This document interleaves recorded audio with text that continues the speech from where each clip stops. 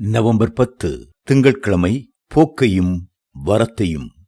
கர்த்தர் உன் போக்கையும் உன் வரத்தையும் இது முதற்கொண்டு என்றென்றைக்கும் காப்பார். சங்கீதம் 121:8. வாழ்க்கை என்பதே போக்கும் வரத்தும் தான்.